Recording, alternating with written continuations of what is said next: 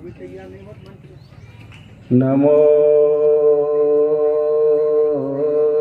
रामाय सलक्ष्मणाय दिव्ये च तस्यै जनकात्मजाय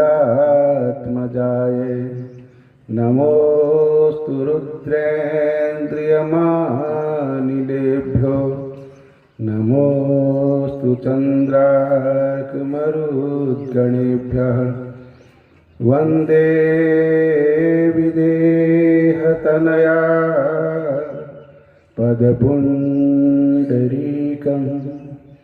कैशोरसौरभसमा हृदयोगिचित्तं हन्तुं त्रितापमनिशं मुनिहंससेव्यं सन्मानसादिपरिपेत परागपुञ्जम्। अखंड सच्चिदानंद घन परात्पर परब्रह्म अकारण करुणा वरुणालय अनंत कोटि ब्रह्मांड नायक मर्यादा पुरुषोत्तम भगवान श्री राम, जगन माता जानकी, लखनलाल जी महाराज, श्री राम प्रेम पीयूष पूरन, श्री भरतलाल जी महाराज, अनंत बलवंत श्री हनुमंत लाल जी महाराज, प्राप्त स्मरणीय संत चरणारविंद, ईशावास्यमिदं सर्वं यत्किंचित जगत्यां जगत। आप सभी को उन्हीं की मंगलमय झांकी, मधुमयी झांकी रखकर सबके चरणों में कोटि सह वंदन। आज श्री मद्भागवत महापुराण में तृतीय स्कंद की कथा आप श्रवण करेंगे। कल की कथा में हमने निवेदन किया था कि सबरी महारानी की कथा, भगवान श्री राम के चरणों को धोने का सौभाग्य रामचरितमानस में केवल 3 को मिला है। पहला, धोए जनक अवधपति चरना, जनक जी बहुरी राम पद पंकज धोए। जनक जी को सौभाग्य मिला है भगवान श्री राम के चरणों को धोने का। दूसरा, केवट राम रजाय सुपावा, पानी कठवता भर ले आवा। अति आनंद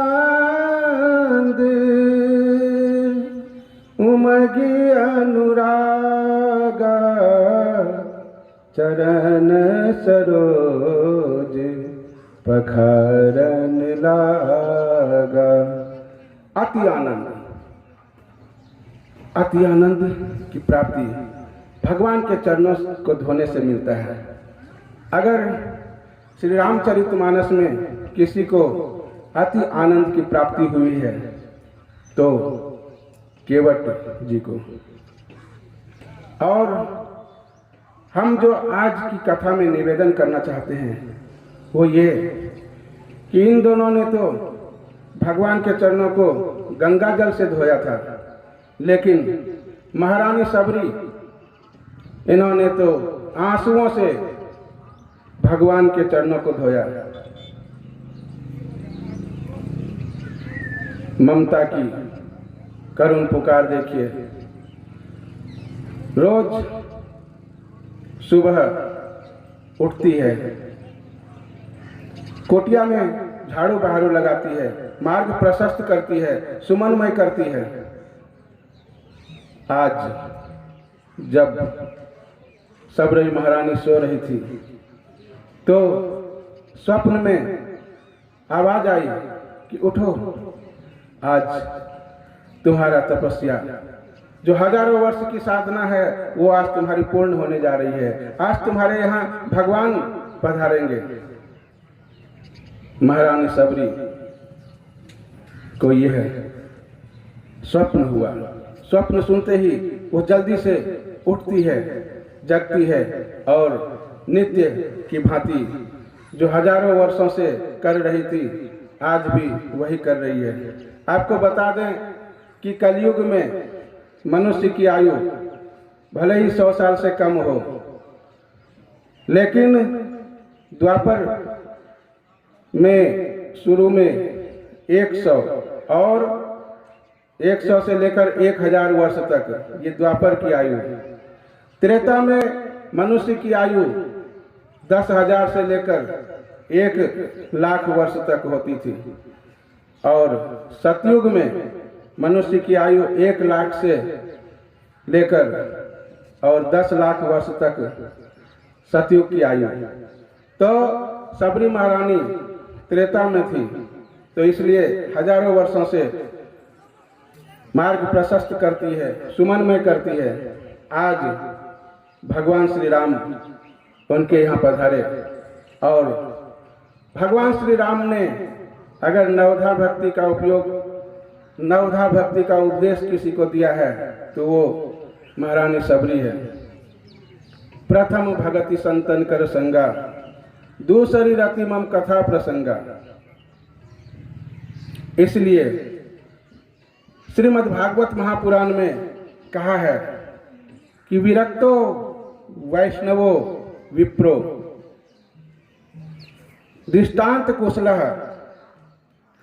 श्रीमद् भागवत महापुराण के वक्ता का जो वर्णन है इस प्रकार है कि विरक्त होना चाहिए।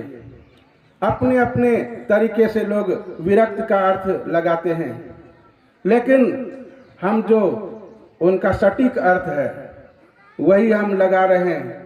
विरक्त उसे कहते हैं जिनका ऋग्वेदीय पंच संस्कार हो गया हो। ऋग्वेदीय पंच संस्कार करने के बाद ही मनुष्य विरक्त बनता है। ये क्या है ऋग्वेदीय पंच संस्कार? ताप, पुंड्र तथा माला, नाम मंत्राष्ट पंचमा। उनके समुदाय के हिसाब से, संप्रदाय के अनुसार उनको ताप, शंख आदि का निशान, भगवान श्री राम के भक्त होंगे तो उसे धनुष बाण का निशान दिया जाता है। विष्णु भगवान के भक्त होते हैं तो उन्हें चक्र और शंख का ताप इसका निशान दिया जाता है। पुंड्र संप्रदाय के हिसाब से त्रिपुंड, ऊर्ध्वपुंड आदि, जैसे माता की उपासना करने वाले गोल बिंदी लगाते हैं। तो इस प्रकार तिलक, नाम मंत्राष्ट पंचमा, सदगुरु भगवान के द्वारा दिया गया जो नाम है और मंत्र, ये 5 संस्कार कहे गए हैं। अमी ही पंच संस्कारा उच्यते। ये 5 संस्कार प्राप्त करने के बाद, इस ऋग्वेदीय पंच संस्कार प्राप्त करने के बाद ही कोई विरक्त बनता है।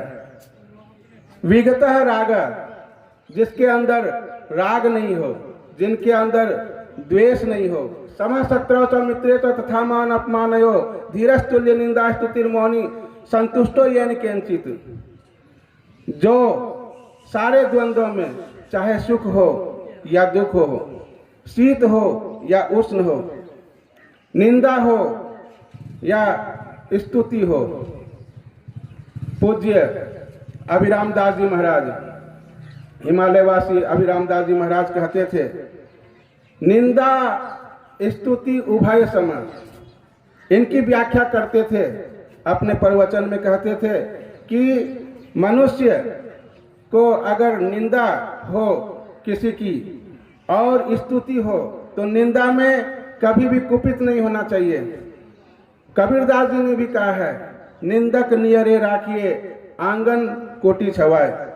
यदि कोई आपकी निंदा करता है तो आपके सारे पाप को हर लेता है, क्योंकि मनुष्य अनजाने में भी बहुत सारे पाप कर लेता है जिसे हम जान भी नहीं पाते हैं। चलते फिरते, उठते बैठते कितने पाप हो जाते हैं। और उस पाप का हम प्रायश्चित भी नहीं कर पाते हैं।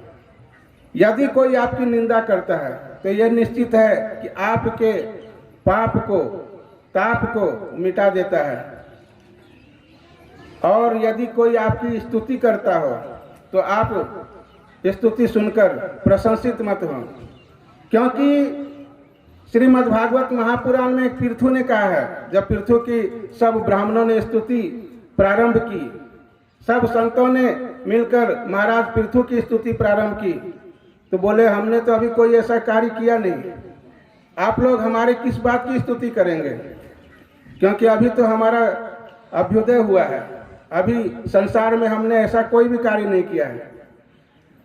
और अगर आप हमारी झूठी स्तुति करेंगे तो जिस प्रकार पापी व्यक्ति के लिए निंदा उसके पाप उताप का कारण होता है, वैसे जो सच्चरित्र व्यक्ति है उसका अगर कोई झूठी स्तुति करे तो सच्चरित्र व्यक्ति उस स्तुति को सुनकर क्रुद्ध हो जाता है। इसलिए आप हमारी किस गुणों का आश्रय लेकर स्तुति करेंगे? तो ब्राह्मणों ने कहा, सभी संतों ने कहा कि महाराज हम लोग त्रिकालदर्शी हैं, आप तो जानते हैं, हम भूत भविष्य और वर्तमान तीनों कालों में देखकर आपकी स्तुति करेंगे। आप भविष्य में जिन कार्यों को करेंगे उन सारे कार्यों का आश्रय लेकर हम आपकी स्तुति करेंगे। कहने का तात्पर्य कि मनुष्य को अपनी स्तुति सुनकर कभी इतना प्रसन्न नहीं होना चाहिए कि प्रसन्नता का आपका पारावार न रहे। उती रख दो, सामने रख, मोबाइल रखो वहाँ में, उती रख दे 160 में नहीं को है कथा में रिकॉर्डिंग हो रही है। तो इसीलिए कभी भी अपनी स्तुति सुनकर प्रसन्न इतना ज्यादा नहीं होना चाहिए। मनुष्य की स्तुति कोई भी नहीं करता है। अब कोई को हो जाए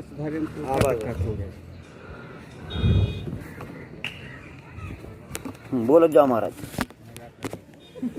सही आ रहा है, एक नंबर आ रहा है। बोलो जाओ। किसी की स्तुति अगर होती है तो उनके अंदर जो आत्मा है, जो जीवात्मा है, उस जीवात्मा की स्तुति होती है, इस जीव की स्तुति होती है जो हमारे अंदर है, हमारी स्तुति नहीं। आपने देखा है कभी कि श्मशान घाट में कोई मुर्दा पड़ा हो और उसकी कोई स्तुति कर रहा हो? कोई ये नहीं कहेगा कि मुर्दा बहुत अच्छा था या बहुत अच्छा है। क्यों? जब तक उनके अंदर चैतन्य पुरुष परमात्मा का निवास है तभी तक कोई उनकी स्तुति कर सकता है। तो हम श्रीमद् भागवत महापुराण के तृतीय स्कंद की कथा जो आपको कल श्रवण करा रहे थे, उस कथा के तारतम्य में आगे बढ़ते हुए हिरण्याक्ष का जन्म और दिग्विजय आदि की कथा है। कौन है हिरण्याक्ष? हिरण्य एव अक्ष, जिनका सोने के समान, जिनका प्रत्येक जगह सोना दिखता हो, हिरण्य एव अक्ष मतलब हिरण्य ही दिखता हो, हिरण्यमयी अक्ष, प्रत्येक वस्तु में उसे सोना ही दिखता हो, मतलब जो द्रव्य का अत्यंत लिप्सु हो, वो हिरण्याक्ष है। अत्यंत लिप्त हो, जो प्रत्येक जगह केवल पैसा की बात करे, हर जगह पैसा को ही देखता हो, वही हिरण्याक्ष है। विज्ञान में बताते हैं, आपने अगर विज्ञान पढ़ा हो तो विज्ञान बताती है कि पृथ्वी, इस ब्रह्मांड की उत्पत्ति कैसे हुई, पृथ्वी की उत्पत्ति कैसे हुई? जल से पृथ्वी की उत्पत्ति हुई। ये विज्ञान भी बताता है। जल का जो बढ़ा हुआ सतह है 71% जल है और 29% थल है। तो जल का जो, जल से जो बढ़ा हुआ है वही पृथ्वी है, जल से ही निकला है, विज्ञान भी बताता है। और इसमें भगवान वाराह के द्वारा पृथ्वी को जल के सतह पर अधिग्रहित किया गया है, जल के सतह पर पृथ्वी को रखा गया है। ये विसर्ग की कथा है। इसमें भगवान के जो यह सृष्टि की संरचना की है भगवान ने, इनकी कथा है। ब्रह्मा जी की उत्पत्ति कैसे हुई, इनकी कथा है। ब्रह्मा जी तपस्या करते हैं कमल के फूल पर। ये कमल के फूल भगवान श्री विष्णु के नाभि कमल से जो फूल निकला था, उस पर ब्रह्मा जी तपस्या कर रहे हैं। तपस्या क्यों कर रहे हैं? क्योंकि कमल के डंडी से, जो कमल के पत्र से जो जल में आवाज आती है, तप तप तप, कमल से अगर फूल से पानी गिरेगा तो कैसे आवाज आता है? तप तप तप। इस आवाज को सुनकर वहां कोई नहीं था। अपने अभ्युदय का कारण ब्रह्मा जी ने नहीं जान पाया, तो हजारों वर्षों तक उस जल में तपस्या की और भगवान श्री विष्णु प्रसन्न हुए और फिर उन्हें ध्यान में दर्शन दिए और सृष्टि की संरचना प्रारंभ करवाई। सर्वप्रथम सनत कुमार चारों भाइयों की संरचना हुई। चारों भाइयों का वैराग्य देखकर ब्रह्मा जी ने उनसे कुछ नहीं कहा। फिर भगवान शंकर रुद्र रोते हुए निकले, इसलिए बोले कि रोते हुए आए, इसलिए इनका नाम रुद्र पड़ा। रुद्र संस्कृत में रुद मतलब रोना होता है, तो रोते हुए, तभी से कोई भी बालक रोता हुआ ही जन्म लेता है। पूछा, पिताजी हम क्या करें? तो बोला बैठ जाओ। बोले और क्या आज्ञा है? बोला सृष्टि की संरचना करो। तो उन्होंने भूत प्रेत पिशाच डाकिनी शाकिनी जितने भी हैं ये सब संरचना कर दी। ब्रह्मा जी ने कहा बस बस अब हो गया, अब सृष्टि बंद करो। फिर वहां से स्वयंभू मनु और शतरूपा इनकी रचना हुई, जिनसे यह मानव जगत की सृष्टि हुई। चतुर्थ स्कंद की कथा, इसमें 4 पुरुषार्थों की कथा है। अर्थ धर्म काम मोक्ष। सर्वप्रथम धर्म की कथा भगवान शंकर की कथा है, जो धर्म की कथा है। 7 अध्याय में भगवान शंकर की कथा है, सती चरित्र की कथा है। इसके बाद ध्रुव की कथा है। 5 अध्याय में अर्थ प्रकरण है, ध्रुव की कथा है। कौन है ध्रुव? ईश्वर ही ध्रुव है। उतानपाद का पुत्र। उतानपाद की 2 पत्नी है, सुनीति और सुरुचि। शोभना नीतिर यस्य स सुनीति, जिसकी नीति सुंदर हो उसे सुनीति कहते हैं। और सुरुचि, शोभना रुचिर यस्य, जिनकी रुचि सुंदर हो उसे सुरुचि कहते हैं। इसे आप सुमति और कुमति भी कह सकते हैं। सुमति, सुनीति यानी सुमति, और सुरुचि यानी कुमति। एक साधु महाराज कथा कर रहे थे, तो उन्होंने कहा कि मनमुखी और गुरुमुखी। मनमुखी, जो मन करता है वही करे, मन के अनुसार कार्य करे, वो सुरुचि है, उसे मनमुखी कहते हैं। और जो गुरुमुखी है, गुरु के वचनों के अनुसार कार्य करता है, वो कौन है? सुनीति। तो जब गुरु के वचनों के अनुसार कार्य करता है तो सुनीति का पुत्र कौन है? ध्रुव यानी कि ईश्वर। और सुरुचि का पुत्र कौन है? उत्तम भोग। एक बार आप लोग कथा जानते ही हैं, किस प्रकार विमाता के प्रताड़न से ध्रुव के मन में ग्लानि हुई और माता सुनीति के पास आते हैं और सब बात बताते हैं। तपसा आराध्य विष्णु, ऐसा सुनीति ने उपदेश दिया कि तपस्या के द्वारा भगवान विष्णु की आराधना करो, जिन्होंने तुम्हारे पिता को राजा बनाया, जिन्होंने तुम्हारे दादा को मनवंतर का अधिपति बनाया, जिन्होंने तुम्हारे परदादा यानी ब्रह्मा जी को सृष्टि का आधिपत्य दिया, ऐसे भगवान श्री विष्णु की आराधना करो। कल की कथा में हमने बताया था कि जब बालक ध्रुव तपस्या करने के लिए जाते हैं तो महाराज उत्तानपाद अपने सेवक को बुलाकर कहते हैं कि जाओ ध्रुव से कहो कि हम उन्हें एक गांव देंगे, लेकिन ध्रुव विचलित नहीं होता है। फिर दूसरे सेवकों को भेजकर, राज कर्मचारी को भेजकर कहते हैं कि जाओ ध्रुव से कहो कि हम उन्हें 5 गांव देंगे। फिर भी ध्रुव विचलित नहीं होता है और आगे बढ़ते जाते हैं। तब महाराज उत्तानपाद ने उन्हें आधा राज्य देने की बात की। आधा राज्य की घोषणा सुनकर भी ध्रुव विचलित नहीं हुए और तपस्या के लिए आगे बढ़ते जाते हैं। यहाँ तक कि स्वयं महाराज उत्तानपाद आए और कहा कि हम तुम्हें पूरा राज्य देते हैं, लेकिन ध्रुव फिर भी विचलित नहीं हुए और बोले राज्य तो हमें मिलना ही है, लेकिन हम श्री विष्णु का दर्शन करेंगे। और तपस्या के पथ पर आगे बढ़ते गए। तपस्या के पथ पर आगे बढ़ते हुए नारद जी मिलते हैं।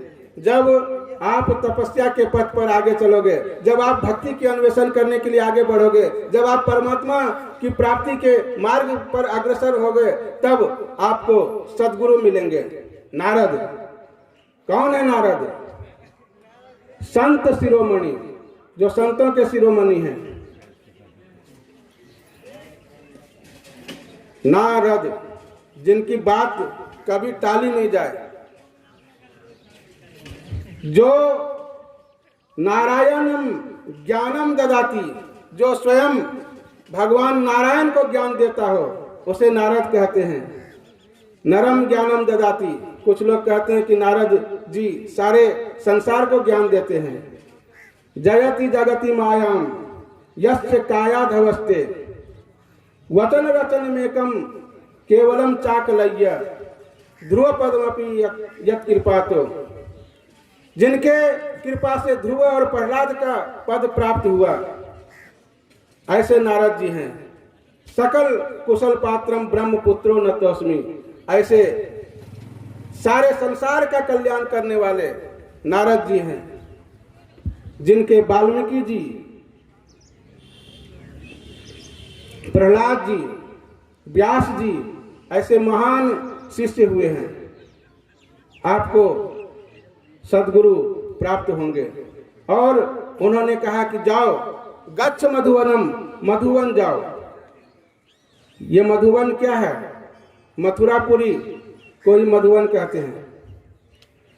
भगवान श्री कृष्ण के प्राकट्य से पहले भी मथुरापुरी का महात्म था। सतयुग में बालक ध्रुव ने वहां तपस्या की थी। जब कर्म में प्रवृत्त होना हो तो यमुना किनारे भेजा जाता है, और यमुना किनारे मधुवन में तपस्या करने लगे ध्रुव जी। श्रीमद्भागवत महापुराण में वर्णन है किस प्रकार तपस्या करते हैं। पहले 3 रात में एक बार थोड़ा सा बद्री फल यानी बैर खा लेते थे। फिर दूसरे महीने में 6 दिन में, तीसरे महीने में 9 दिन में एक बार जल पी लेते थे। चौथे महीने में 12 दिन में एक बार वायु मतलब श्वास ले लेते थे। और 5वें महीने के बाद तो उन्होंने श्वास लेना भी बंद कर दिया। अब श्वास लेना जैसे बंद किया, वैसे ही तीनों लोक में हाहाकार मच गया। पृथ्वी डगमगाने लगी। आप कहेंगे कि पृथ्वी कैसे डगमगाने लगी?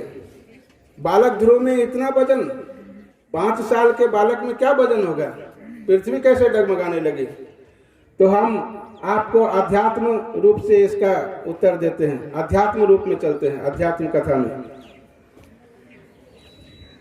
पृथ्वी का आधार क्या है? जल।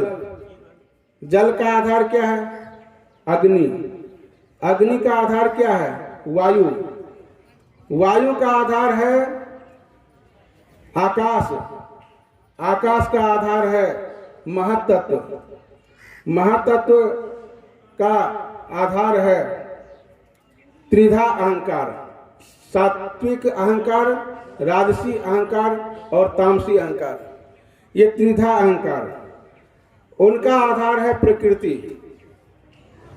प्रकृति का आधार है परमात्मा। वृंदावन में तो कहते हैं आधार आधार आधार आधार आधार, ऐसे बोलते जाओ तो राधा राधा राधा राधा राधा राधा बोल अपने आप मुंह से निकलने लगेगा।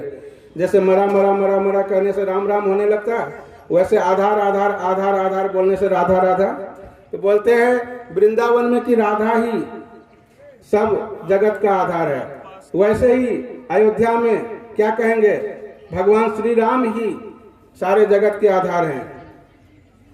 तो अपने अपने संप्रदाय के हिसाब से, अपने इष्ट देव के हिसाब से, बाकी सारे जगत का जो नियंता है परमात्मा, वही जगत का आधार है।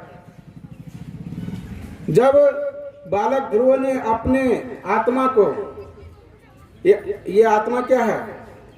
व्यष्टि रूप है और परमात्मा समष्टि रूप है। आप व्यष्टि और समष्टि में अंतर समझते हैं? व्यष्टि यानी जातिवाचक है, समष्टि यानी समूहवाचक है। जैसे गाय है, एक सूक्ष्म है और पृथ्वी ये विशाल है। ब्रह्मांड में प्रत्येक वस्तु दो प्रकार की है। एक समष्टि रूप में है जिसे स्थूल रूप में कहते हैं बृहदाकार, और एक व्यष्टि रूप में यानी सूक्ष्म रूप में। जैसे पृथ्वी है, कितना बड़ा पृथ्वी है, और उसका अगर छोटा रूप कहेंगे तो क्या है? गौ। जैसे प्रयागराज है, प्रयागराज कितना विशाल है, अगर उनका छोटा रूप कहेंगे तो क्या है? संत समाज। मुद मंगल में संत समाजो, जो जगजंगम तीरथ राजो। तो ये छोटा रूप है। तो प्रत्येक वस्तु अस्थावर जंगम भेद से दो है और स्थूल और सूक्ष्म रूप से दो है। तो जब बालक ध्रुव ने अपने मन को, अपने आत्मा को एकाकार किया, तो परमात्मा से एकाकार करने से बालक ध्रुव ने जब अपने श्वास को खींच लिया तो सारे जगत का, तीनों लोक का, त्रैलोक के कंपायमान हो गए। तीनों लोक का श्वास अवरुद्ध होने लगा। भगवान ने कहा कि आज हम अपने भक्त के दर्शन के लिए जाएंगे। दिदृक्षया, द्रष्टुम इच्छया इति दिदृक्षया, देखने के लिए भगवान स्वयं बालक ध्रुव का दर्शन करने के लिए आ रहे हैं। बालक ध्रुव ध्यान मग्न हैं। भगवान आकर सामने प्रकट हो गए। ये भगवान का अवतार है। भगवान के 24 अवतार लोग कहते हैं। 24 अवतार के अलावा भी कई अवतार है। जैसे ये बालक ध्रुव को देने के लिए, दर्शन देने के लिए जो अवतार हुआ है, हंस अवतार। बालक ध्रुव भगवान को सामने देखकर किंग कर्तव्य विमूढ़ हो जाते हैं, कुछ भी नहीं बोल सकते, मुंह से आवाज नहीं। एकदम आपके सामने यदि परमात्मा आ जाए तो आप भी नहीं बोल पाओगे। परमात्मा के सामने परमात्मा की वाणी अवरुद्ध हो जाती है, क्योंकि नैतन मनो विशति चक्षुरात्मा, ये श्रीमद् भागवत एकादश स्कंद में कहा गया है। क्यों? परमात्मा वाणी का विषय नहीं है, मन का विषय नहीं है, बुद्धि का विषय नहीं है। इसलिए बालक ध्रुव मौन हो गए, कुछ बोल नहीं पाए। भगवान ने कृपा की और अपने शंख के अग्रभाग से उनके गाल का, कपोल का स्पर्श किया। आप कहेंगे शंख के अग्रभाग से क्यों? क्योंकि शंख में वेद होता है, वेद की मात्रा होती है भगवान के शंख में। ओम, ये वेद से पहले ओंकार था। शंख क्या निनाद करता है? ओंकार। वेद से पहले ओंकार था। सतयुग में केवल ओम ही वेद था, दूसरा कोई। इसके बाद भगवान ने वेद की रचना की। वेद त्रेता में वेद का होम आदि से वेद का विकास हुआ। कहने का तात्पर्य यह है कि शंख के अग्रभाग से वेदांत का अभ्युदय हुआ, क्योंकि वेद का जो अग्र है वो वेदांत है। और बालक ध्रुव जो अभी संध्या गायत्री नहीं जानता था, जिन्होंने अभी शिक्षा नहीं ग्रहण की थी, ऐसे बालक ध्रुव जब बोले तो कितना सुंदर बोले। योऽन्तः प्रविश्य मम वाचमिमां प्रसुप्तां संजीवयत्यखिल शक्तिधरा स्वधाम्ना अन्यस्य हस्तचरण श्रवण त्वगादीन् प्राणान् नमो भगवते पुरुषाय तुभ्यम्। बालक ध्रुव ने स्तुति की। भगवान ने उन्हें वर दिया और अंतर ध्यान नहीं हुए। जब कोई योगी मुनि जब भगवान की तपस्या करते हैं तो भगवान अंतर ध्यान हो जाते हैं, लेकिन जब कोई बालक ध्रुव जैसा भक्त तपस्या करता है तो भगवान अंतर ध्यान नहीं हुए, बल्कि कैसे आए, घूमते हुए, जैसे हेलीकॉप्टर चक्कर मारता है ऐसे घूमते घूमते गरुड़ को ऐसे घुमाते घुमाते ले गए। धीरे धीरे करके ऊपर उठते गए और जैसे हेलीकॉप्टर चक्कर मारते हुए ऊपर जाता है, ऐसे भगवान हेलीकॉप्टर की तरह गरुड़ को घुमाए और भगवान उनके नजरों से ओझल हो गए। तो बालक ध्रुव की कथा जो भी श्रवण करता है इसका बहुत ही महत्व है। आपने बालक ध्रुव की कथा और भी श्रवण किए होंगे, लेकिन प्रत्येक कथा में कोई न कोई नवीनता आती है। पुरंजन उपाख्यान, पृथु उपाख्यान, हमने बताया था कि चतुर्थ स्कंद में 4 पुरुषार्थों का वर्णन है। पहले भगवान शंकर के 7 अध्याय में, बालक ध्रुव का 5 अध्याय में और पृथु का 8 अध्याय में और 11 अध्याय में प्राचीन बरही का जो प्रसंग है वो मोक्ष का प्रसंग है। इसके बाद प्रियव्रत की कथा आती है, जड़ भरत की कथा आती है। जड़ भरत ने उपदेश दिया रघुगण को। भूगोल खगोल की कथा आती है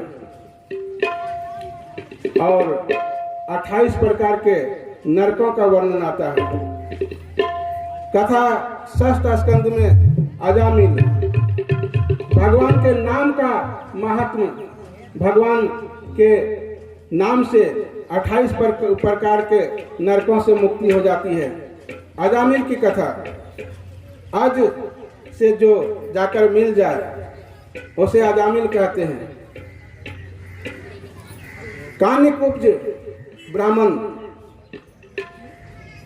वेदांत का पारंगत विद्वान, त्रिकाल संध्या करने वाला ब्राह्मण, लेकिन सांसर्गिक दोष से वह ब्राह्मण भ्रष्ट हो जाता है।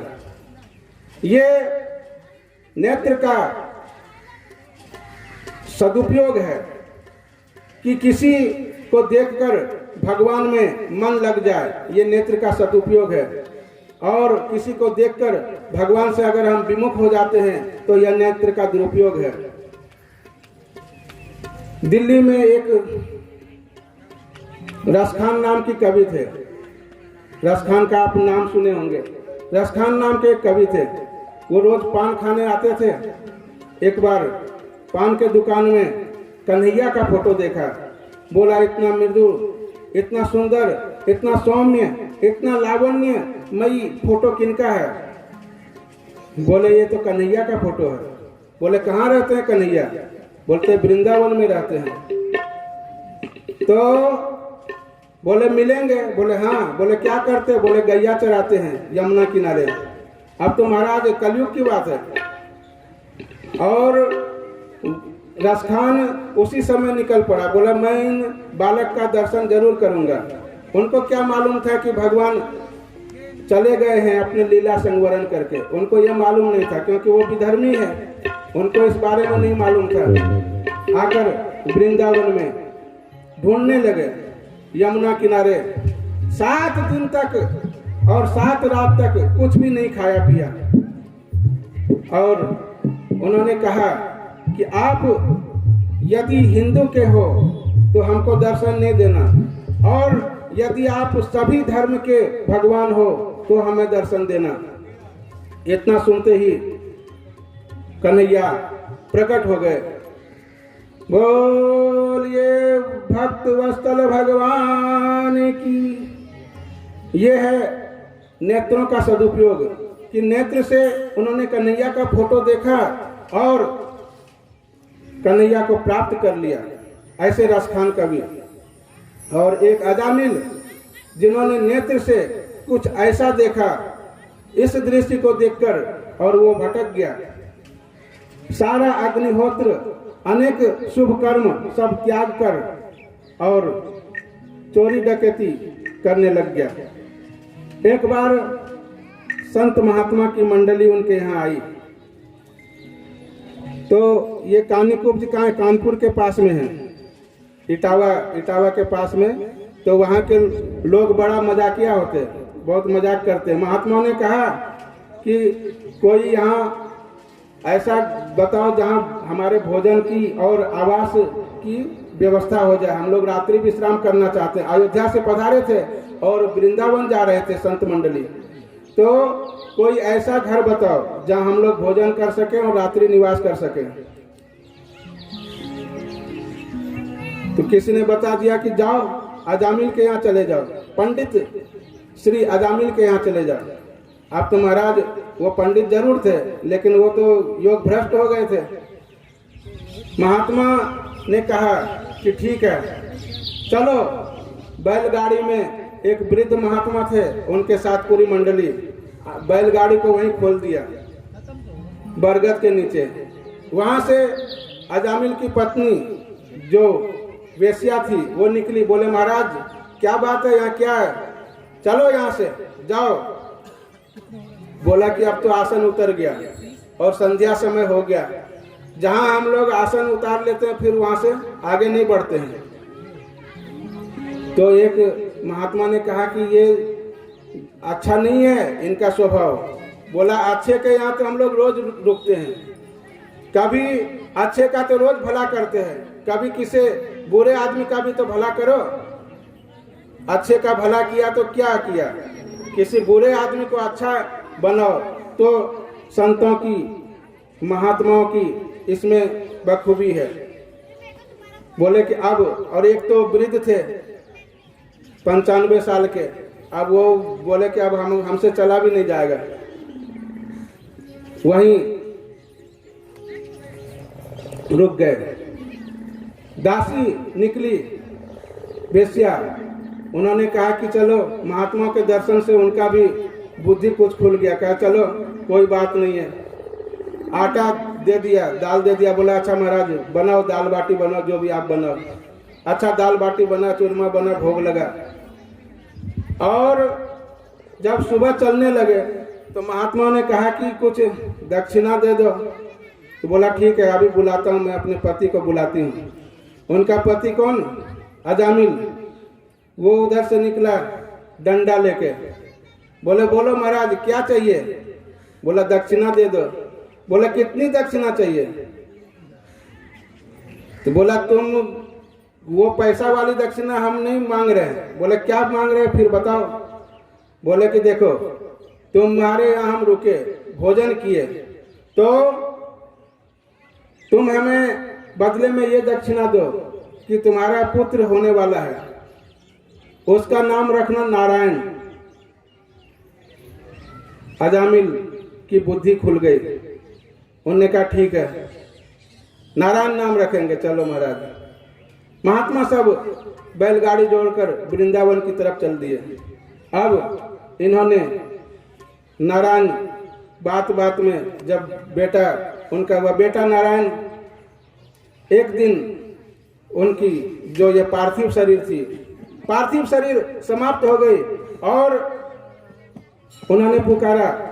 यमदूत जब आ गए, पार्थिव शरीर समाप्त होने पर गरुड़ पुराण की कथा में आता है कि जब आपका कर्म पाप से जुड़ा रहेगा तो यमलोक आपको यमदूत दिखेंगे। यमदूत कैसा होता है?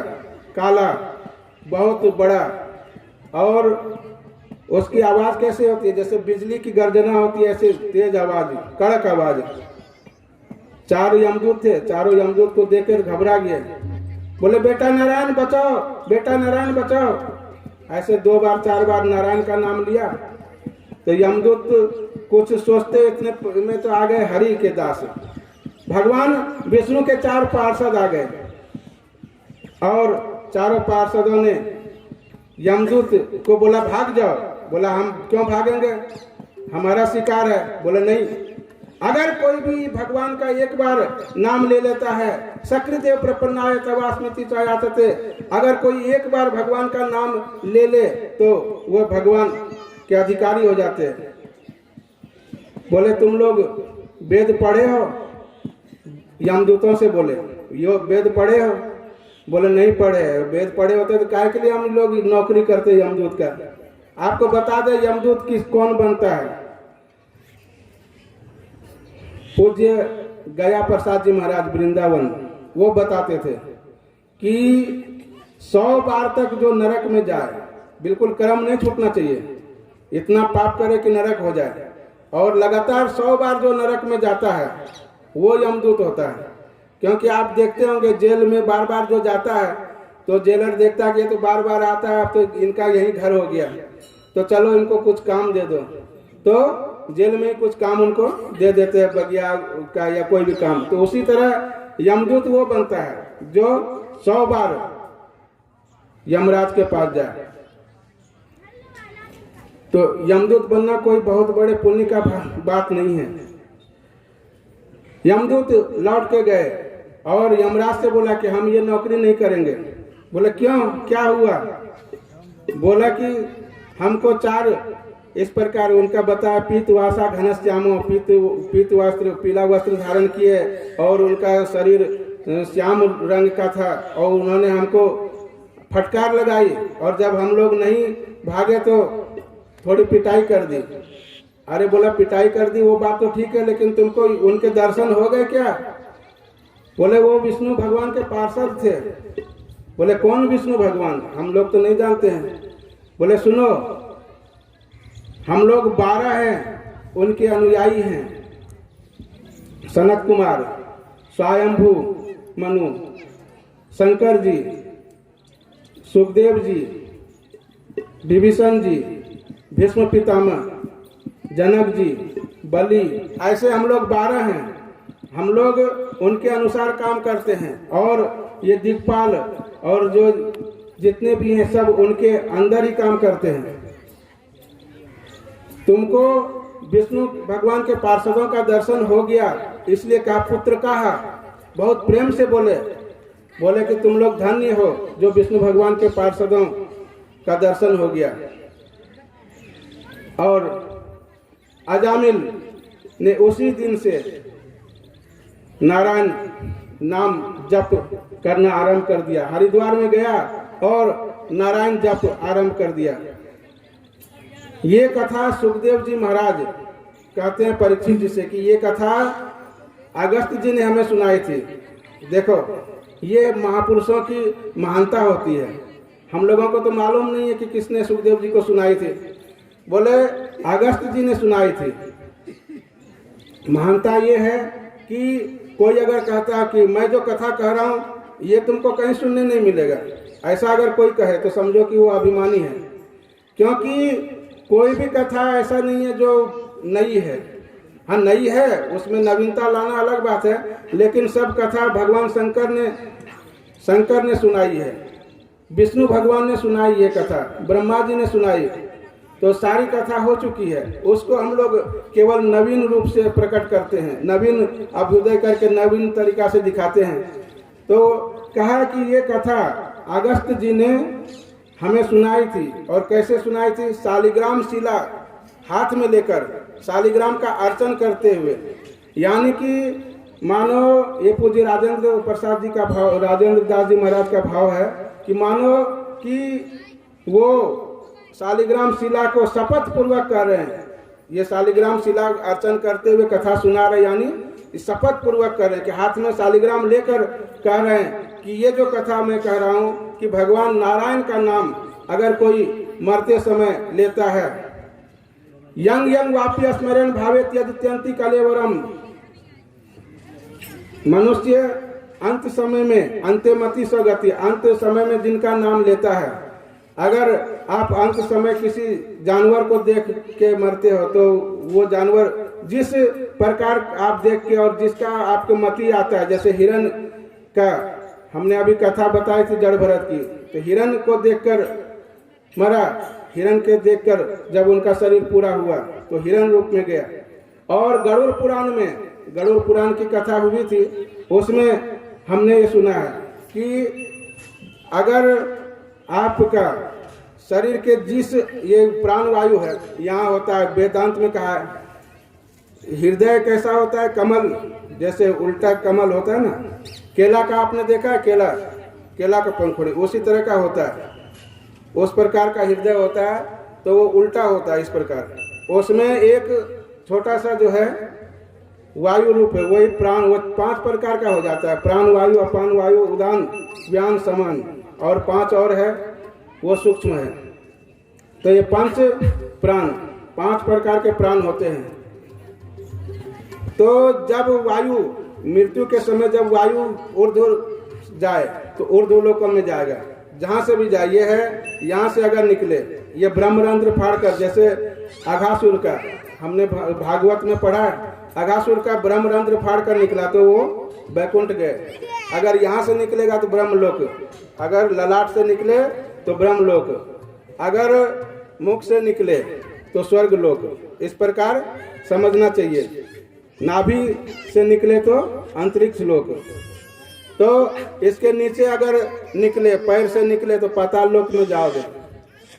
तो ये पैर से लेकर और माथा, आपाद मस्तक, ये पूरा एक एक अंग से एक एक लोक है, तो 14 लोक है।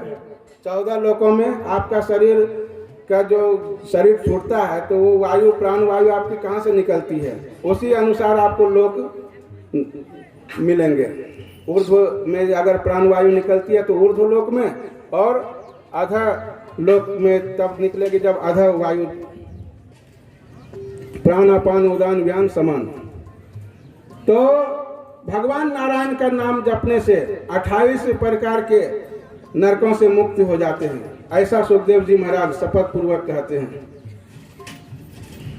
7वें स्कंद में प्रहलाद जी की कथा है, प्रकृष्टम आह्लादम इति प्रहलादम, जिनके अंदर आह्लाद की सीमा नहीं है, अत्यंत खुशी है जिनके अंदर, जैसे कि नदी में जल का स्रोत स्वयं होता है, ऐसे ही खुशी का स्रोत मनुष्य के अंदर स्वयं होता है। कोई भी संसार में ऐसा कोई वस्तु नहीं है, ऐसा कोई वैभव नहीं है, ऐसा कोई व्यक्ति नहीं है जो आपको खुश कर सके। आप अगर खुश होते हो तो इसमें केवल आपका जो आह्लाद है, आह्लादनी शक्ति, वो काम करता है। प्रकृष्टम आह्लादम, जिनके अंदर अत्यंत, बच्चा देखो उनको बिस्कुट दे दो कितनी खुशी होती है, वही बिस्कुट अगर आपको देंगे तो आप उतने खुश नहीं हो पाएंगे। क्यों? क्योंकि उनके अंदर आह्लाद होता है, उनके अंदर उमंग होता है, उनके अंदर तरंग होता है। ये बताते विज्ञान, जितनी तेजी से आपके नाड़ी में रक्त का प्रवाह जितनी तेज होगा, रक्त का प्रवाह जितनी उष्ण होगा, गर्म होगा, उतना ज्यादा आपको खुशी प्रत्येक क्षण मिलेगा। ये आह्लाद है।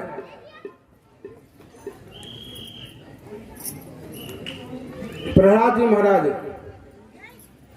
इनके कल बताए थे कथा में कि उनके पिता ने उन्हें कितना कष्ट दिया, पहाड़ से गिराया, समुद्र में डुबाया, सांप से कटवाया, आग में जलाया, नहीं मरा तब घबराया। ये जो गुण है, हमने पूज्य महाराज जी से निवेदन किया था उस दिन कथा में कि ये प्रहलाद जी का जो गुण है, ये तो आत्मा का गुण है। आत्मा में आप श्री गीता जी में पढ़ते हैं, नैनम छिन्दन्ति शस्त्राणि नैनम दहति पावकः न च क्लेद यन्त्यापो न शोषयति मारुतः अच्छेद्योऽयम् अदाह्योऽयम् अक्लेश्यो अशोष्य एव च नित्यः सर्वगतः स्थाणुर अचलो अयं सनातनः। ये आत्मा का गुण है। आप लोग तो गीता पढ़ते हैं, रामायण पढ़ते हैं, तो आत्मा का गुण शरीर के, प्रहलाद जी के शरीर में कैसे आ गया?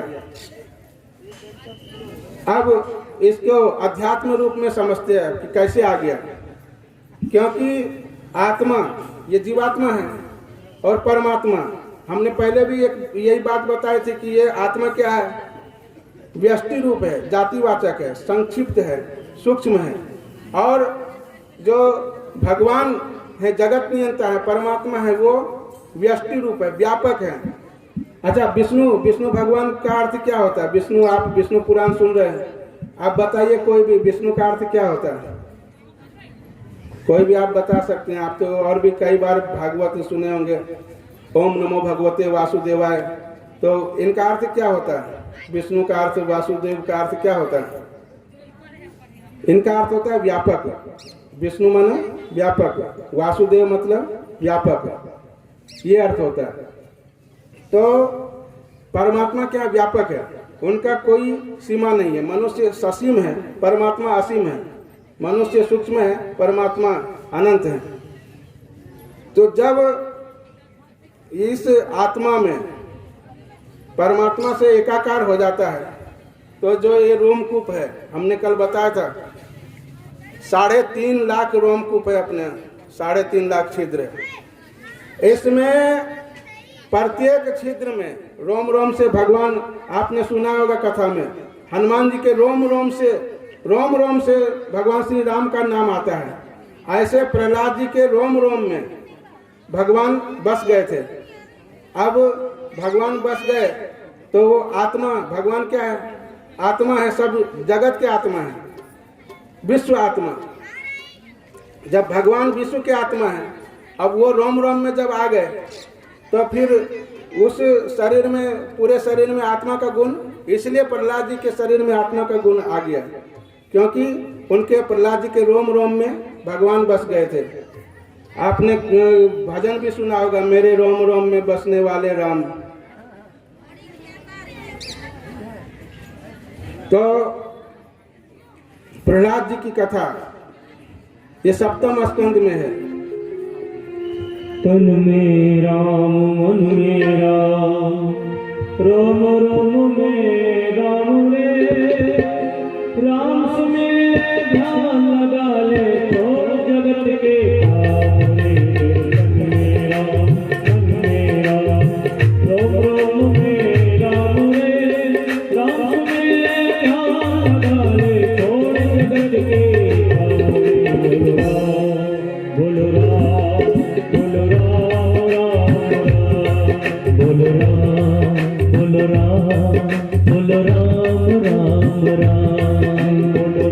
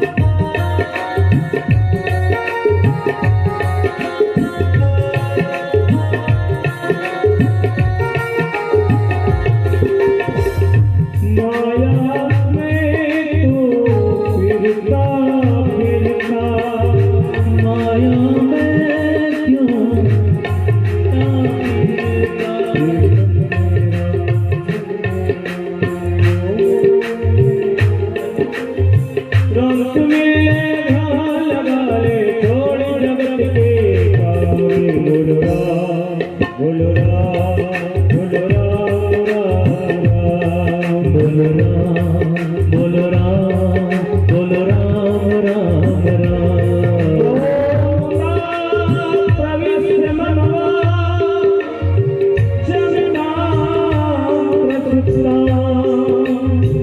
संजीव